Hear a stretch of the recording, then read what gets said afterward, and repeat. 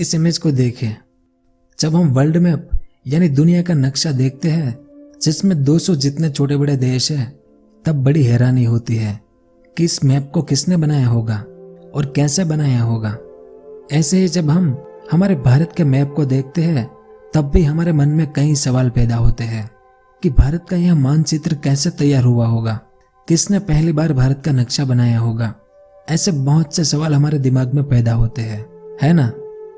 तो इसका लंबा इतिहास है जिस बारे में हम इस वीडियो में जानेंगे कि सबसे पहले भारत का नक्शा कैसे बनाया गया, फिर किन किन महान लोगों ने भारत का नक्शा किस किस तरीके से बनाया था, और आज जिस मैप से भारत को पहचाना जाता है उसे किसने तैयार किया था, कब किया था और कैसे किया था। इसके अलावा और भी बहुत कुछ जानेंगे इस वीडियो में भारत के मानचित्र के बारे में, तो वीडियो के अंत तक मेरे साथ बने रहिए।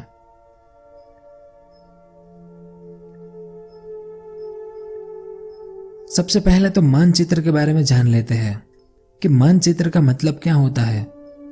तो मानचित्र 2 शब्दों से बना है, एक मान और दूसरा चित्र, जिसमें मान का मतलब होता है माप या मूल्य, जिस माप को चित्र द्वारा दर्शाना यानी मानचित्र।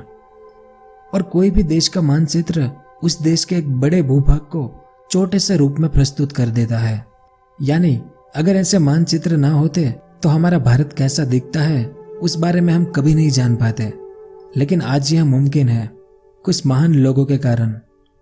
तो दुनिया के इतिहास में कई लोगों ने ऐसा दावा किया है कि सबसे पहले हमने भारत का नक्शा तैयार किया था, लेकिन हमारे भारत के इतिहास में कुछ ही लोगों के नाम हैं जिन्होंने अलग अलग समय में भारत का अलग अलग नक्शा तैयार करने में मदद की थी। तो भारत के मानचित्र बनने की शुरुआत हम प्राचीन समय से करेंगे, क्योंकि हमारा भारत भी एक प्राचीन देश है और दुनिया भर के कई महान लोगों ने भारत की यात्रा की थी, जिस यात्रा के दौरान उन्होंने भारत का ठीक ठाक मानचित्र बनाने की कोशिश की थी, जिसमें सबसे पहले थे इमागो मुंडी। इस इमेज में ये जो इंसान है वो है इमागो मुंडी। दुनिया का सबसे पुराना मैप अगर किसी ने सबसे पहले बनाया था जिसका सबूत है हमारे पास, तो वो था इमागो मुंडी का मैप। इमागो मुंडी को इतिहास में बेबीलोनियन के नाम से भी जाना जाता है। बेबीलोन की जो सभ्यता थी उस समय, उन सभ्यता के एक महान दार्शनिक थे इमागो मुंडी। इस मानचित्र को देखें, आपको दिखने में यह पत्थर दिखता होगा, लेकिन यह एक मैप है जो बेबीलोन के महान दार्शनिक इमागो मुंडी ने बनाया था। आज इसे देखकर हमें यह एक मजाक लगेगा कि ऐसा कैसा वर्ल्ड मैप है, इसमें हमारा भारत कहाँ है। लेकिन यह मैप इमागो मुंडी ने लगभग 600 ईसा पूर्व पहले, यानी आज से करीब 2600 साल पहले बनाया था। इससे पुराना दुनिया का मानचित्र कोई भी नहीं है अभी तक। इसमें ये जो ट्रायंगल है वो है दुनिया के 7 महाद्वीप। इसके अलावा उस समय के जो सबसे बड़े शहर थे उसे भी इसमें दर्शाया गया है। तो इस इमागो मुंडी के मानचित्र को मानव जाति के इतिहास का सबसे पुराना वर्ल्ड मैप कहते हैं, जो आज लंदन के ब्रिटिश म्यूजियम में सुरक्षित रखा गया है। ये पत्थर का मैप कुछ सदियों पहले इराक के रेगिस्तान से मिला था। उसके बाद अनक्सिमेंडर, यह है अनक्सिमेंडर जो ग्रीक के एक महान दार्शनिक थे। अब इस मानचित्र को देखें, इसे देखने में आपको थोड़ी सी दिक्कत होगी, इसलिए आप इस मानचित्र को देख सकते हैं। ग्रीक के महान दार्शनिक अनक्सिमेंडर ने इसे बनाया था, जिसे देखकर हमें ज्यादा कुछ समझ में नहीं आएगा, लेकिन उस समय इसकी बहुत तारीफ हुई थी जब इसे बनाया गया था। तो अनक्सिमेंडर ने इस मानचित्र को लगभग 546 ईसा पूर्व, यानी आज से करीब 2550 साल पहले बनाया था। उस समय अमेरिका और ऑस्ट्रेलिया जैसे महाद्वीपों की खोज नहीं हुई थी, इसलिए इसमें आपको यूरोप, एशिया और ये लीबिया यानी अफ्रीका ही दिखाई देंगे। और इस मानचित्र में जमीन और समुद्र दोनों को अलग अलग विभाजित किया गया था। इसके बाद हेकाटेस, यह है हेकाटेस। आज का जो टर्की है वहां पर इनका जन्म हुआ था, जो एक जियोग्राफर थे। इन्होंने अनक्सिमेंडर का जो मानचित्र था उस पर ही काम किया था। तो ये अनक्सिमेंडर का मानचित्र था और यह हेकाटेस का मानचित्र है, जिसे हेकाटेस ने 2500 साल पहले बनाया था। इसमें हेकाटेस ने उस समय दुनिया की जो सभ्यताएं थी उसे एरिया वाइज दर्शाया है। जैसे यहाँ पर इजिप्तियन सभ्यता, यहाँ पर बेबीलोन की सभ्यता, यहाँ पर पर्शियन और यहाँ पर भारत को भी दर्शाया गया है। यानी पहली बार दुनिया के मानचित्र में भारत का उल्लेख करने वाले हेकाटेस थे, और हेकाटेस को आज फादर ऑफ जियोग्राफी यानी भूगोल के पिता कहा जाता है। उसके बाद इटेरोस्थनीज का नक्शा। यह इटेरोस्थनीज आज का जो लीबिया है वहां पर इनका जन्म हुआ था, आज से 2300 साल पहले। यह एक बहुत अच्छे गणितज्ञ थे।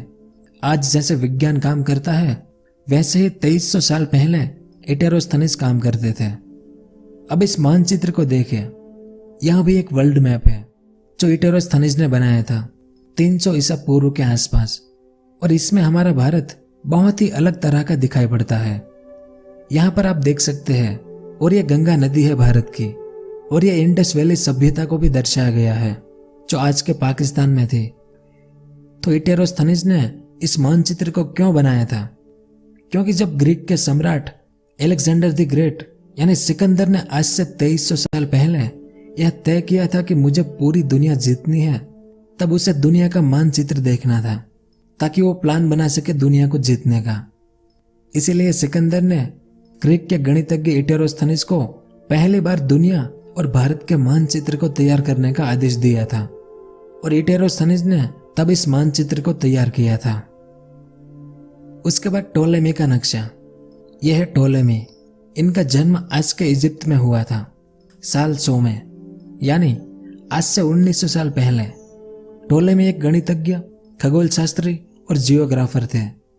इस मानचित्र को देखें, दुनिया का ठीक ठाक नक्शा अगर किसी ने पहली बार बनाया था तो वो थे टोलेमी। कहते हैं कि टोलेमी ने करीब आज से 1900 साल पहले भारत की यात्रा की थी। तब वापस लौटने के बाद उन्होंने भूगोल की किताब लिखी थी, जिस किताब में उन्होंने भारत का बेहतर मानचित्र तैयार किया था, जिसमें हमारा भारत यहाँ पर है। अब इस इमेज में देख सकते हैं, टोलेमी ने अपनी किताब में भारत का मानचित्र कुछ ऐसा बनाया था, और इसमें यह हिमालय की पर्वतमाला है और ये नीचे का दक्षिण भारत है। तो प्राचीन समय में दुनिया के जो नक्शे थे उसमें हमारा भारत कुछ ऐसा दिखाई देता था। अब एक नजर मिडिल एज यानी मध्यकालीन समय में भारत का मैप किस तरह का दिखाया जाता था उस पर करते हैं। तो इसमें सबसे पहले है हावकल। यह मानचित्र हावकल ने करीब 10वीं शताब्दी में बनाया था। अब आप कहेंगे कि टोलेमी ने 1900 साल पहले एक अच्छा मानचित्र बना दिया था, तो हावकल ने यह नहीं देखा होगा जो ऐसा मानचित्र बना दिया दुनिया का। तो टोलेमी का मानचित्र खुद टोलेमी, उनके राजा और मंत्रियों ने ही देखा होगा, और उस समय इसकी कॉपी या जेरोक्स करना मुमकिन नहीं था। यानी किसी को कहाँ पता होता था कि दुनिया के किसी कोने में किसी ने ठीक मानचित्र बनाया हुआ है। वो तो इंटरनेट के कारण आज हमें यह सब पता चला है।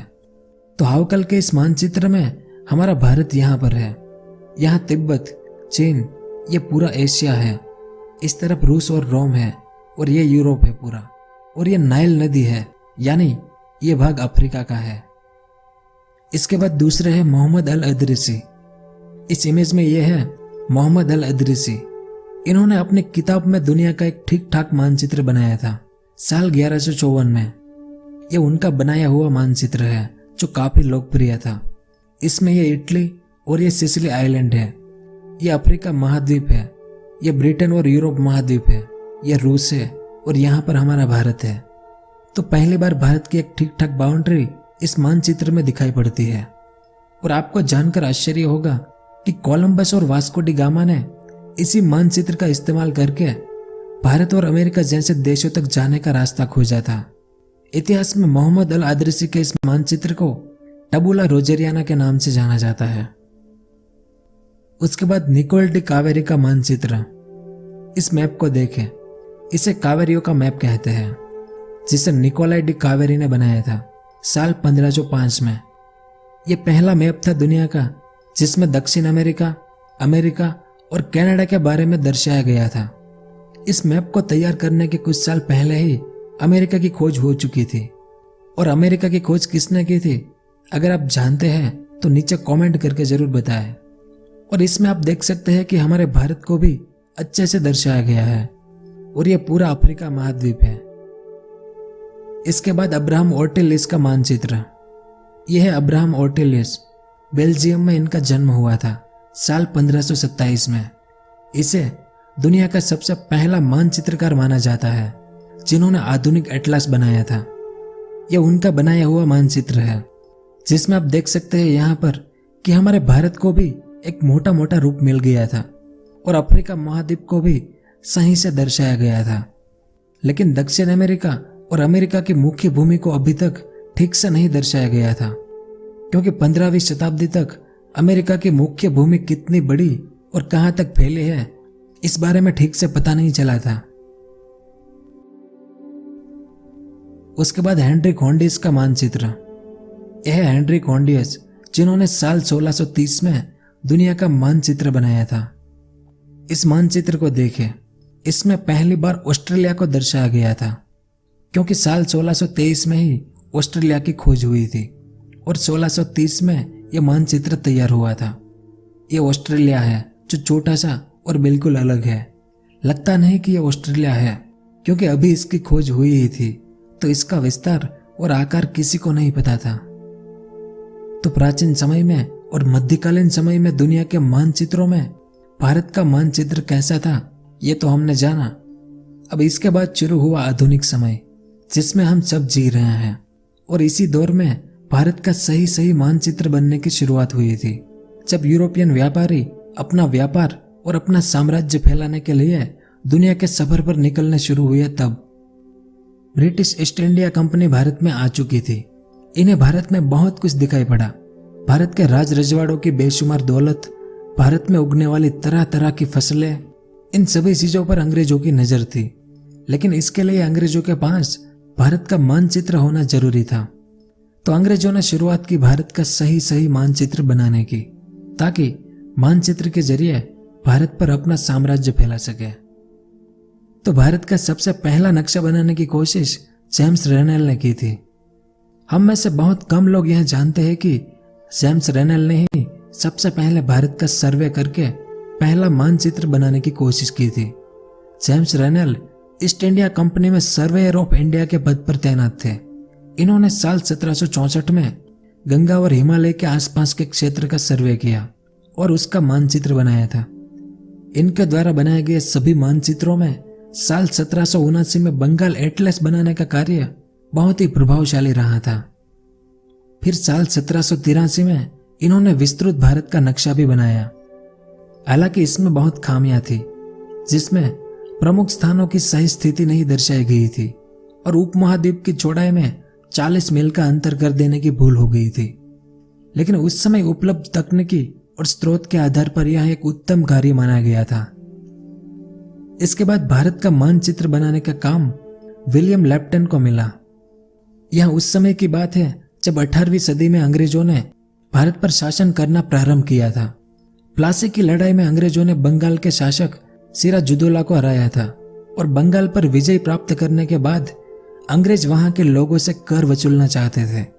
लेकिन उस समय सही मानचित्र उपलब्ध नहीं होने के कारण अंग्रेज बंगाल की सीमा क्षेत्र को सही तरीके से नहीं जानते थे। इसलिए अंग्रेजों ने भारत के मानचित्र को तैयार करने का फिर से निर्णय लिया और जैक विलियम लेप्टन को यह काम सौंपा गया। लेप्टन के लिए यह एक महान अवसर था। लेप्टन एक पढ़ा लिखा आदमी था जिसमें असाधारण वैज्ञानिक जिज्ञासा थी और उसने खगोल विज्ञान, भूगोल और गणित का गहरा अध्ययन किया था। ईस्ट इंडिया कंपनी के निर्देश पर साल 1802 में विलियम लेप्टन के द्वारा भारतीय उपमहाद्वीप का सर्वे किया गया। यह सर्वे 10 अप्रैल 1802 में शुरू हुआ था और उस समय यह अनुमान लगाया गया था कि पूरे भारत का सर्वे अगले 5 साल में हो जाएगा। लेकिन इसे पूरा करने में अंग्रेजों को करीब 70 साल लग गए। विलियम लेप्टन ने भारत के सबसे दक्षिणी क्षेत्र मद्रास से मानचित्र बनाने का काम शुरू किया। उन्होंने इसके लिए सरल त्रिकोण विधि का इस्तेमाल किया। इस इमेज में आप देख सकते हैं, इस यंत्र के जरिए लेप्टन ने मानचित्र का काम शुरू किया। लेकिन लगातार 18 साल तक काम करने के बावजूद लेप्टन भारत के नक्शे के 1/3 हिस्से को भी पूरा नहीं कर सके। इसके बाद वो रिटायर हो गए और उनके स्थान पर जॉर्ज एवरेस्ट को नियुक्त किया गया। तो यह है George Everest, surveyor general of India 1830 से। तो एवरेस्ट ने एक बहुत बड़ी टीम बनाई थी। फिर भी बहुत धीमी गति से काम हो रहा था, क्योंकि इन टीम के लोगों को उफनती नदियों को और जंगलों को पार करना पड़ता था, जिसमें कई लोग बीमार पड़ जाते थे। कभी लुटेरों का सामना करना तो कभी जंगली जानवरों से भागना पड़ता था। इस दौरान एवरेस्ट की टीम के कई लोगों ने अपनी जान गंवा दी थी, लेकिन फिर भी मानचित्र बनाने का काम जारी रहा। वैसे इस टीम में ज्यादातर लोग हमारे भारत के ही थे। उनका काम औजारों और उपकरणों को ढोना, जंगलों की सफाई करना, सिग्नल भेजना, जंजीरों से जमीन मापना, लोहारों और मोचियों को उपकरणों की मरम्मत करने के लिए, जंगलों या आदिवासी क्षेत्र में रास्ता दिखाने के लिए, और अंग्रेजी भाषा जानने वाले को डायरी में रिकॉर्ड लिखने के लिए, ऐसे सभी काम लगभग भारत के ही लोग करते थे।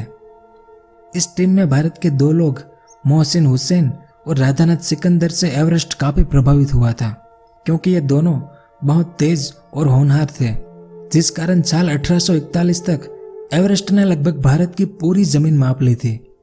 यानी कन्याकुमारी से हिमालय तक पूरे भारत का माप किया जा चुका था। लेकिन हिमालय पर्वतमाला बहुत बड़ी थी, कश्मीर से शुरू होकर बर्मा तक, जिसमें एवरेस्ट ने सिर्फ कुछ ही पर्वतों को मापा था, और जिसमें हिमालय का सबसे ऊंचा पर्वत माउंट एवरेस्ट का माप लगभग 99% सही था। फिर साल 1843 में एवरेस्ट भी रिटायर हो गया और उसकी जगह पर एंड्रू स्कॉट वॉन आया। यह एंड्रू स्कॉट, इन्होंने साल 1843 में हिमालय पर्वतमाला का सर्वे शुरू किया। हिमालय के एक एक पर्वत को मापा और उसे रोमन नंबर दिया कि पर्वत 1, पर्वत 2, ऐसे सभी नंबर सभी चोटियों को दिए। और आखिरकार साल 1856 में एंड्रू स्कॉट ने यह घोषणा की कि एक चोटी दुनिया का सबसे ऊंचा पर्वत है और उसका नाम हमारे पूर्व सर्वेयर जॉर्ज एवरेस्ट के सम्मान में एवरेस्ट पर्वत रखा गया। और इसी दौरान काराकोरम पर्वतमाला की खोज की गई, बहुत सारे ग्लेशियरों की पहचान की गई और गंगा और ब्रह्मपुत्र नदियों के उद्गम स्थान का पता चलना सबसे महत्वपूर्ण खोज थी उस समय। वैसे जानकर बहुत दुख होगा आपको कि कई इतिहासकारों का मानना है कि एवरेस्ट की ऊंचाई जॉर्ज एवरेस्ट ने नहीं बल्कि उनकी टीम के राधानाथ सिकंदर ने नापी थी। लेकिन जॉर्ज एवरेस्ट सर्वेयर जनरल था, इस कारण उसने इसका श्रेय राधानाथ सिकंदर को देने की बजाय उसने खुद ही रख लिया था। उस समय तिब्बत एक रहस्यमयी देश हुआ करता था, जहां पर यूरोपियन लोगों के आने पर प्रतिबंध था, लेकिन भारतीय लोग तिब्बत में जा सकते थे। इसलिए अंग्रेज सरकार ने भारत के 2 भाई पंडित नयन सिंह और पंडित किशन सिंह को भिक्षुक के रूप में तिब्बत भेजा, ताकि तिब्बत के बारे में कुछ जानकारी मिले। यह उन 2 भाई की तस्वीर है। इन्होंने साल 1865 से 1892 के बीच बहुत सारे अभियान पूरे किए और गुप्त सर्वेयर की कला में इन दोनों भाइयों ने महारत हासिल की। नेपाल के काठमांडू से लासा, जो तिब्बत का मुख्य शहर था उस जमाने में, और वहां से मानसर झील और फिर वापसी की यात्रा के दौरान इन्होंने कुल 1200 मील की दूरी तय की थी। और इन 2 भाइयों ने ही तिब्बत जाने के दक्षिणी व्यापार मार्ग और सांगपो जल मार्ग का पता लगाया था। इन्होंने न सिर्फ अज्ञात तिब्बत की भूमि के बारे में बल्कि वहां रहने वाले लोगों के जीवन तथा उनके रीति रिवाजों के बारे में दिलचस्प जानकारियां दी थी। इन्होंने आगे साल 1878 से 1882 के दौरान तिब्बत तथा मंगोलिया की यात्रा की, जहां उन्होंने 4 साल बिताए और इनके द्वारा खोजे गए इलाकों से ही इरावती और ब्रह्मपुत्र नदियों से जुड़ी भौगोलिक समस्याओं का समाधान करने में मदद मिली। उन्होंने यह भी खोज की कि सांगपो नदी का उद्गम स्थल मानसरोवर झील है और वह ग्याला जाकर समाप्त होती है तथा इस नदी की कुल लंबाई 850 मील है। इतनी सारी खोज के कारण किशन सिंह को राय बहादुर की पदवी दी गई। फिर इन 2 भाइयों ने नए नौजवानों को ट्रेनिंग देना शुरू किया कि सर्वे कैसे किया जाता है। और इस ट्रेनिंग के बाद कल्याण सिंह, रिंजिन नाग्याल, उग्गेत जिंसो, मिर्जा शुजा, अता मोहम्मद, अब्दुल चुबान जैसे और भी कई भारतीय लोगों ने नए क्षेत्र खोज किए और वापस आकर उन्होंने बहुत सारी उपयोगी जानकारी दी। इन लोगों की खोज के कारण भारत के मानचित्र निर्माण, भारतीय सर्वेक्षण के विकास और उपलब्धियों में काफी योगदान मिला था। अब इस आखिरी मैप को देखें। भारत का यह प्यारा मानचित्र ऐसे ही नहीं बना था। कई हजारों भारतीय लोग और कई अंग्रेज अधिकारी ने 70 साल मेहनत करके भारत के इस प्रथम मानचित्र को बनाया था। तब पाकिस्तान, बांग्लादेश, बर्मा ये सभी पूरा भारत कहलाता था। तो ये इतिहास था भारत का प्रथम मानचित्र बनने का। उम्मीद है कि आपको कुछ जानने को मिला होगा। अगर वीडियो पसंद आया हो तो लाइक और शेयर जरूर करें। बहुत जल्द मिलेंगे एक और ऐतिहासिक वीडियो के साथ। पूरा वीडियो देखने के लिए आपका बहुत बहुत धन्यवाद।